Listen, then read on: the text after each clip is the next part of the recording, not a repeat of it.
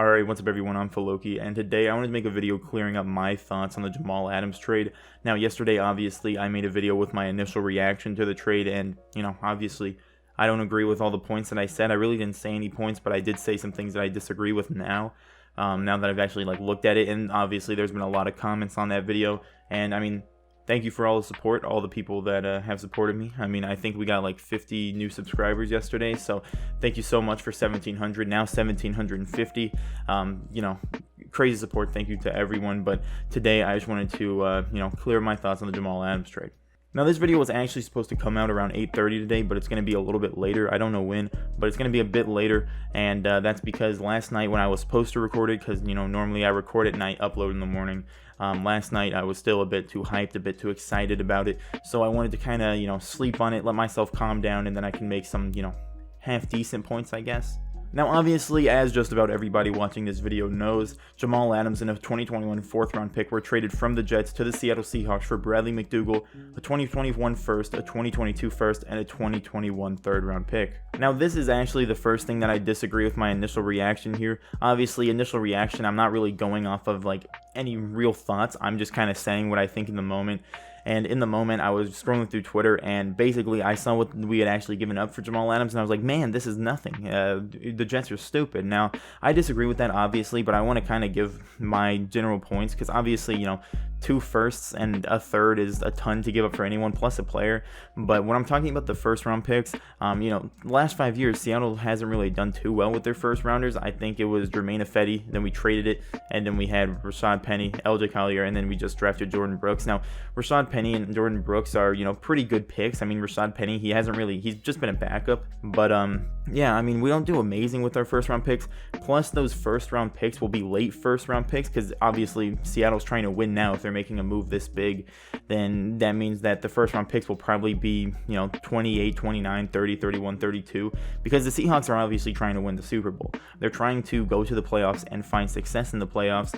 And they've gone basically all in this offseason. They've actually tried to build their offensive line. They've traded for Jamal Adams, and obviously we gave up a lot of our future. But one thing that I thought was pretty interesting was the last time that the Seattle Seahawks had 2 or more years consecutively where they didn't have first-round picks were 2013 and 2014. 2015 we didn't have a pick either, but 2013, 2014, those were 2 Super Bowl years. We went to the Super Bowl twice, won once. Now, pretty interesting, honestly. What I'm just saying, obviously, might not happen that we actually go to the Super Bowl. There's a lot of competition, but I think the Seahawks with this move, they're trying to make the playoffs, do well, and try to go for the future. Obviously, they're trying to win now. And to kind of wrap up this general topic of how I disagree with me saying that this was basically giving up nothing is, overall, I think both sides won. Obviously, the Seattle Seahawks, like I said, are trying to win now. So they got Jamal Adams, a star safety who can help them on their defense, and he can help in coverage, help in, pass rush a little bit. If they want him to. But basically, what I think with this trade is that the Seattle Seahawks, they want to win now. They gave up 2 years of their future, which, honestly, I'm someone who loves, first round picks. Especially in the NBA, I love young talent. And, I'm not, devastated with this. And what is complaining going to do? Even if I hated that we gave up 2 first-round picks, the trade's already happened. It really doesn't matter.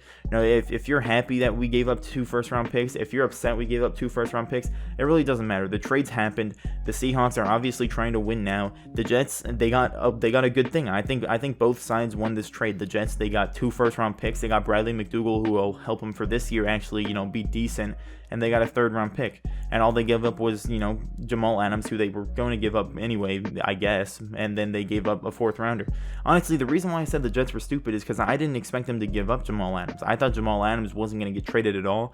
But he just, out of the blue, got traded. And I was just really surprised. And honestly, to kind of wrap up this, first little topic, I think it's a win for both sides. 2 first-round picks, obviously a lot, unlike what I said in my initial reaction. It's obviously a lot to give up for any player, but, we don't use our first-rounders too well. They're going to be late picks, which, they're still going to be good value picks, but I think Seattle's trying to win now. They don't care about 2 first-round picks for the next 2 years while they're trying to win the Super Bowl, probably in those next 2 years. But one thing I do want to say is that if Jamal Adams isn't extended, which I'm pretty sure the Seattle Seahawks wouldn't make this trade if Jamal Adams wouldn't actually be extended.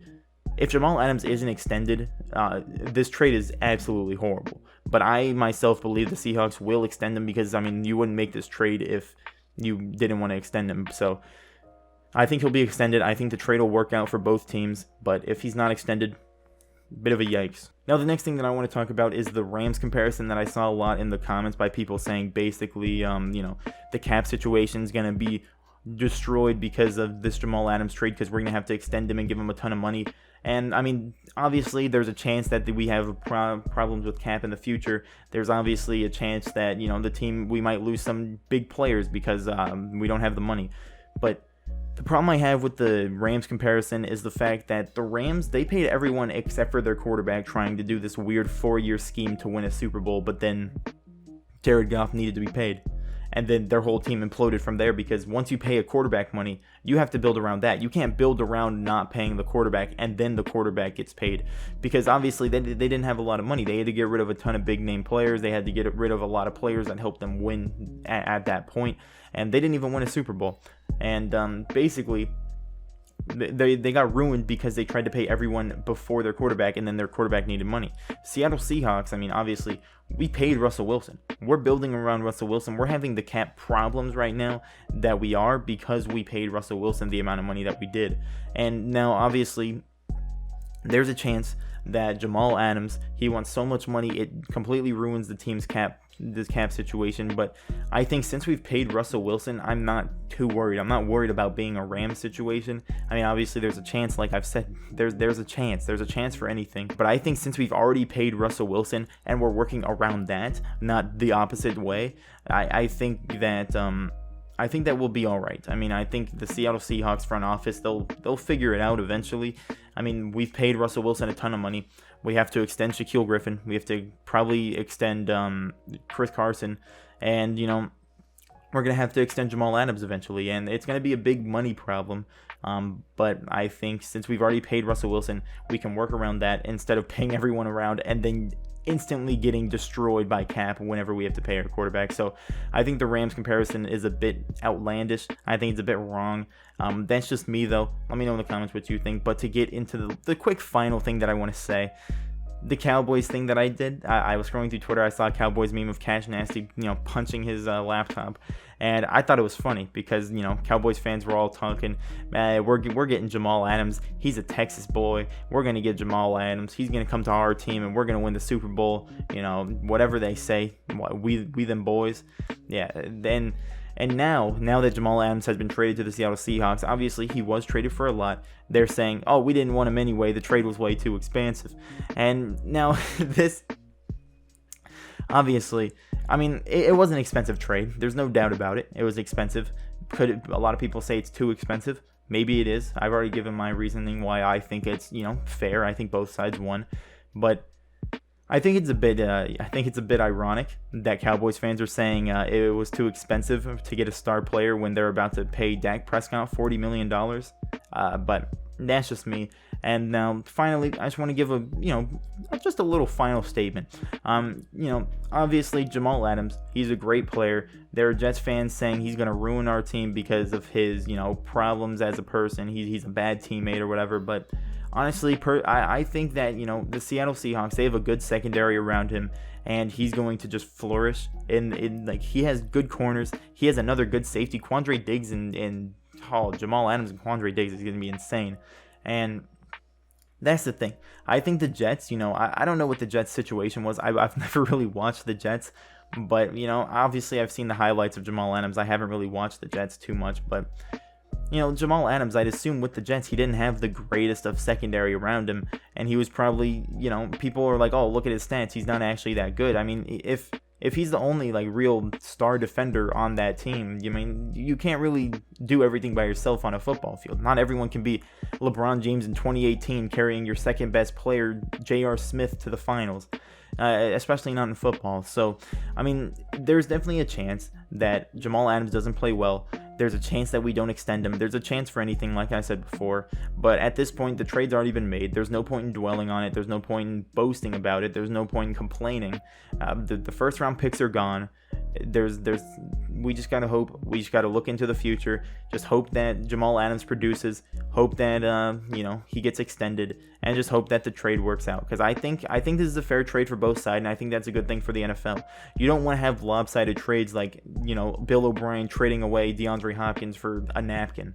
You want fair trades. A trade where this team, who isn't actually amazing, is trading away their star to a good team that can possibly use him, get to the Super Bowl, and have some really good success. And that team that traded away their star is getting a lot of draft capital to help them continue to build for the future. I think that's a good thing for the NFL. I think that this is a win for both teams. I think Seattle's trying to win now. Like I said, the Jets are trying to continue to build, and I think both teams get what they want with this trade. What do you think? Let me know down below in the comments section what you think about this. Obviously, crazy trade, but what do you think about the actual implications that it will mean on the Seattle Seahawks future and even the Jets future? I think that this will probably lead to maybe some cap situations that are not the greatest, but I think overall the cap will be fine because we've already paid Russell Wilson. We won't implode like the Rams did, and I think if we extend him, this is a good trade for both sides. Let me know in the comments what you think. Subscribe to the channel. Like the video if you enjoyed the video. Subscribe to the second channel. Follow me on Twitch. Birthday stream July 31st.